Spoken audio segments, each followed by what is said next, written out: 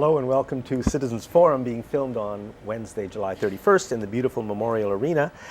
The first part of Citizens Forum is always the Walter and Jack show. Today it's the Will and Jack show. Walter's away. But we'll do the same thing. We just talk about some of the issues of the day or the issues we want to make up. So the first question I'm going to ask you, Will, is do you think the media always lies to us? Well, that's a good question. I don't think people, as we've had these conversations before, I think everybody thinks they're the good guys. And so I think that even people in the news media think that they're doing a good job. And I think that a lot of the stuff is scripted, though. I think it's written in some location and given to people and say, report on this. Okay, I have no quarrel actually with anybody who works in the media, no matter where they are, but it's the owners of the media who, in the kind of society we live in, the power is completely top down.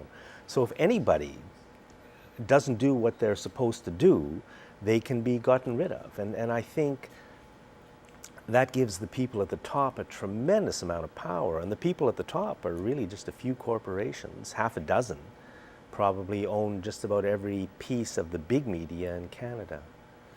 Well, yeah, I think that I think these things both we're essentially agreeing, but I just think it's hard to characterize it as lying. I think it's just sort of skewed. Do we report on this story or this story? And what do we say about this? So what kind of vocabulary do we use? I think that's definitely done according to very, very well-known principles.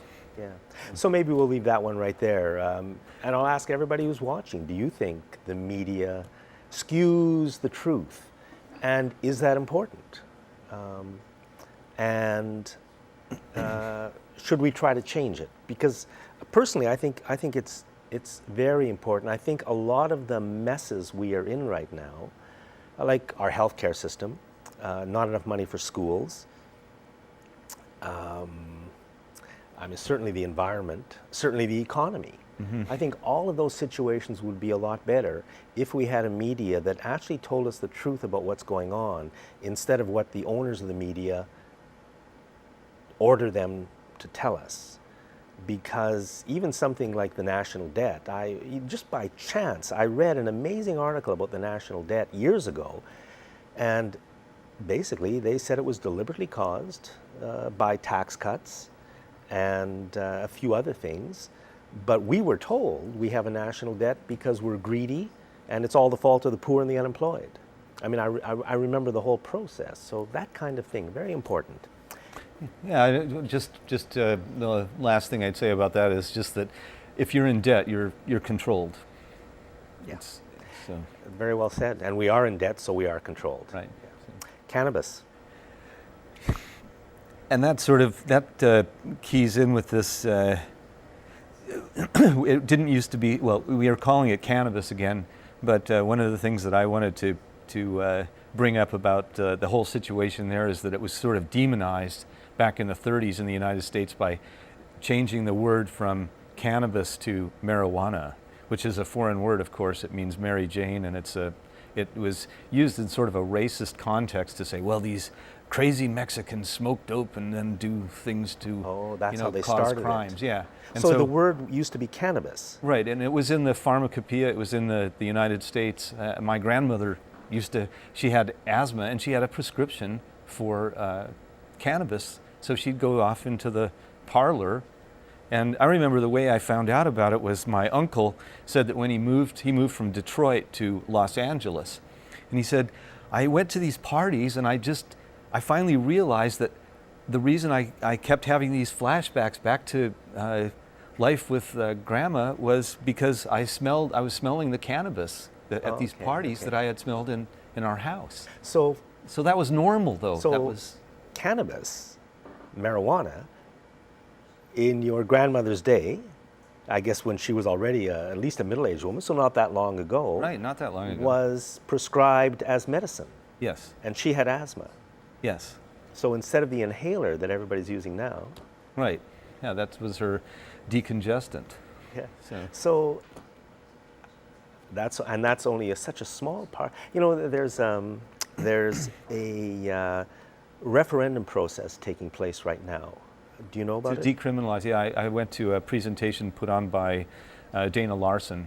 It was at the Alex Goulden Hall about the decriminalization, what they were going to do. Dana Larson ran for the leadership of the NDP not that long ago against Adrian Dix. I really wish Dana would have won. I'm a member of the NDP. I voted for Dana. Unfortunately, he didn't win. And so the NDP continued to be what it was.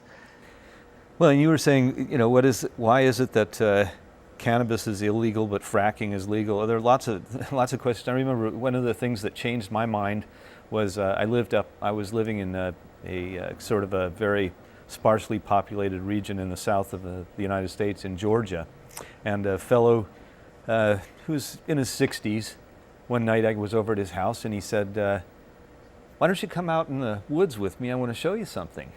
And this guy was a drunk. He was, I can't remember ever seeing him sober. He always had a wine bottle pretty near him, but he had a lot of money, and so he lived on a 100-acre place. Anyway, we went out in the woods for a walk, and he brought me, and he had this cannabis plant growing on his property. And he said, now you see, Will, I have this plant. Now I've never smoked cannabis, and I have no intention of it, but you know why I grow this plant? And I said, no, I can't imagine, frankly. And he said, because the blankety-blank government doesn't have the right to tell me that I can't grow a blankety-blank plant. And if you think about it, that really does show an awful lot of hubris, because, especially for the cannabis plant, because it is so useful. I mean, it's been, in fact, in some areas of the United States during the colonial period, it was illegal not to grow it. You had to grow it if you had a farm. I think it was in Virginia and a few of those southeastern states, because you can do so many things. You can make paper. In fact, hemp paper, it lasts forever compared to wood pulp paper because it's non-acidic, and most of the older documents that were written on that are still around, and so we wouldn't have to chop down so many trees. So there's just, I wish everybody would educate themselves a little bit on the cannabis, on the situation there, because I think it's really important. And I think that if each one of us really looks inside, we'll see that we can change our attitude about that we have been adversely affected by the media telling us what to think on it. And if you notice, the United States government did flip right after they made it illegal in the 30s, and then during World War II, they had Hemp for Victory. They had a big campaign because all of the rope making fibers were inaccessible because they were in the South Pacific and there was war going on. So they wanted American farmers to grow hemp for rope. So they went back to calling it hemp, and then after the war it was all over with again. But it's just these very interesting things. Why are these things like this? I really think we all need to just think about this stuff, educate ourselves a little bit and figure it out. But you know what? One interesting thing is that people are educated and people have figured it out. So I think that when they do polling here in BC, about 70 to 75% want cannabis. I won't call it marijuana anymore, as long as I can remember. Thank you. Cannabis to be legalized or at least decriminalized. I don't even know what the difference is, but they want that to happen. So 70 to 75%, that's what we think. Now, in a province and a nation which is told that we're a democracy, if 70 to 75% of the people want something to happen, especially something as good as this, to bring cannabis, the plant, back into our world, because it's a very, very good plant. It has many, many uses. We need it. Yes. That's why we can't have it. But if we want it, why can't we have it? And so here, Dana Larson and this group called Sensible BC, I think, and Google it, Google Sensible BC, they are trying at tremendous expense and difficulty to put in place a referendum process. It's a very, very difficult thing to do. The law's been there for almost 20 years. Only one has been successful so far, and that was the HST. But the question to me is, why does Dana Larson and Sensible BC have to go through any of this? Yeah, that's a very good question. I was reading some commentary on Trudeau's made some comment about he's not for decriminalization, he's for legalization. And so that upset a lot of people, and I think a spokesman for the Harper Regime. government, the Harper regime, whatever, said something like, "We have no interest in legalizing any drugs." And so I think that's really an interesting way to say it. We have no interest. Well, the people of the province of BC, I think it's over 50% across Canada, but in Canada, in BC, it's 70, a super majority. That's more than 2/3. And yet someone says we have no interest, and lumping it in with everything else as if there's no possible differentiation between something like heroin or crystal meth and hemp. I mean, that to me, but the other thing that was pointed out in the article is that young people don't vote anymore, and that's somehow puzzling. It isn't puzzling to me, because if you spend all the time to educate yourself and vote, take the time to get up on the issues, and then you vote, and then your opinion is totally ignored, even if you're in a super majority, I'd say that it's probably a good incentive not to vote, because it doesn't do any good. It doesn't seem to be a big mystery to me why young people aren't voting if what they want doesn't come to pass. And a lot of older people aren't voting too. You know, right? mean, yeah, I mean 50%, 51%. Wow. But you're right. So the problem is, I think, again, that we've lost our democracy, and what we want no longer matters for almost anything. So we've got to get it back. We've got to get it back. I think that's the most important thing. We've got to get it back. Interesting that the media kind of, on this Justin Trudeau thing with cannabis, kind of allows Harper the role of protector, because Harper is allowed to say right through the media that we're not going to allow this drug that's linked with violence and crime to be legalized. But what they never say is the only reason there's crime and violence attached to it is because it's illegal. Harper and his rules are causing the crime and violence. Harper and the federal government's policies, and it's not only Harper, you go back decades, all the prime ministers and all the premiers, it's like they're feeding the drug gangs, because if it was legal, we would have it, we would tax it, we would grow it. There would be, it's like you really have to start to wonder sometimes what is going on, because it's widely reported that the CIA has made fortunes transporting drugs for decades now. Sure, I remember when I lived in Central America for a while, and hearing the stories about how some of the financing for what was going on in the United States was done by deals in Nicaragua and dirty money. I don't understand it all, frankly. I would like to bring out one thing that just because of that, one of my favorite books that really changed my mind on this is John Perkins' Confessions of an Economic Hitman, and now his books are about visualizing a new world where we all want to live. And I just think that that's really so important for us to once we realize that some of the things that are going on that we don't like about the world, about the things the problems that we've caused with our allowing corporations to do all these things, to do all these horrible things to the environment and everything.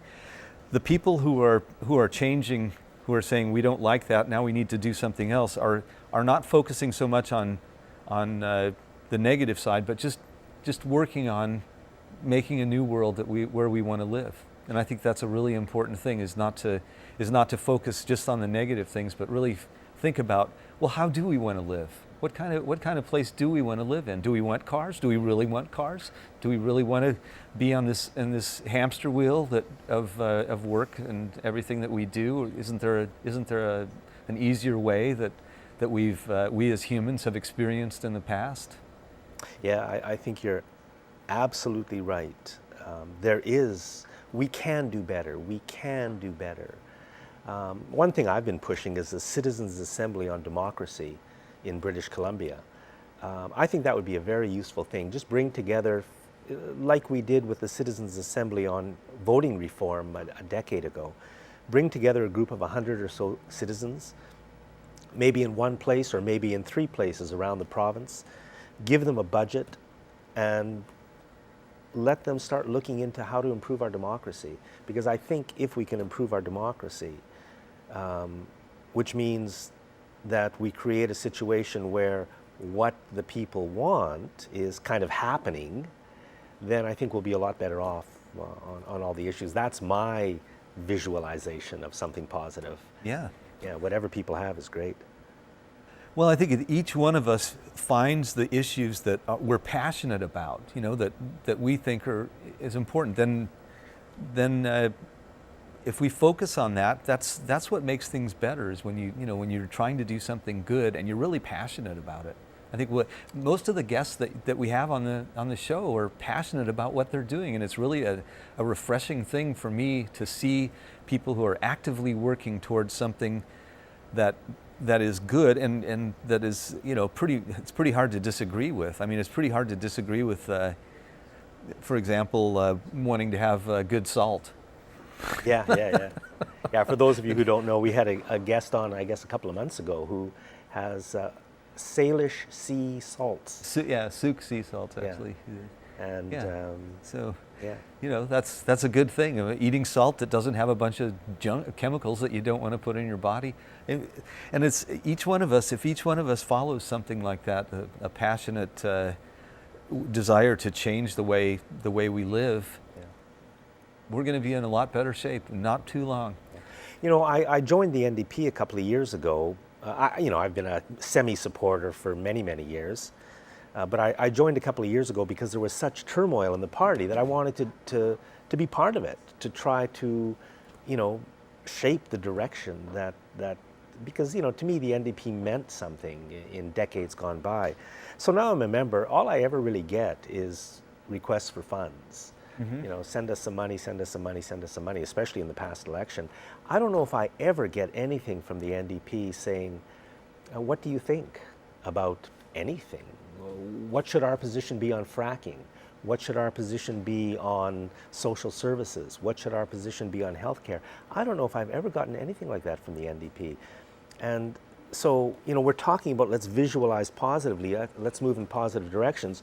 One problem is that standing in our way is the roadblocks that all the political parties are controlled by these elites at the top who will not allow for change. They've got they've got a stranglehold on all the parties, whether you're liberal, conservative, NDP, Green, whatever. I mean, maybe not the Green. The Green is, I don't know what, but certainly the two big parties. I mean, well, maybe perhaps they block us. It seems to me that what you're asking for there is something that could be fairly easily solved by the internet. I mean, everybody's on the internet, everybody's on Facebook, not everybody, but certainly a large percentage of people. So why isn't there a political party that very visibly asks people, what do you want? There could be a Facebook page for the NDP, or there could be a Facebook page for the NDP's querying people on what they want. It could just be polls. And all of us should if you're interested in politics, give that a little bit of thought, maybe that we've got to fix up our political parties. They're such a roadblock to... Certainly the technology is there. Is probably, to some extent, it's probably just a question of inertia, that this is the way we've always done things, so we'll just continue to do them that way. But there's no reason we can't change. I've got cars marked down on my list of things to talk about. I had, over the past months, talking to people about transportation a little bit, the idea came up about a road into town, let's say Vancouver Avenue. This is my idea for Vancouver Avenue, that maybe would be only one way for cars. Mm-hmm. Right? And going from Bay Street right into town. I think I even mentioned this last show. The other lane could be for pedestrians and cyclists, or maybe just for one or the other. It just seems like why do the cars have the right to all the roads? Shouldn't there be, it could be beautiful. It could be, there could be growth, green stuff growing. The car would only be half. This half would be, it could be so nice. And I'm so tired of the the car culture, I mean, we can move away from it. You know, we're locked into it, I know, but we don't have to be, and we didn't have to be, and we've been locked into it. And if we want to survive on this planet, we're going to have to move away from it because the cars are... Well, maybe something that we could do along that lines that would be kind of fun is to say, well, from Sunday sun up to sundown in a certain area of Victoria, there are no cars. Just like, you know, where it's really, there are lots of places like Pandora where it's very green, and even downtown. If you just said there are no cars on Sunday, and see what happens. See what happens.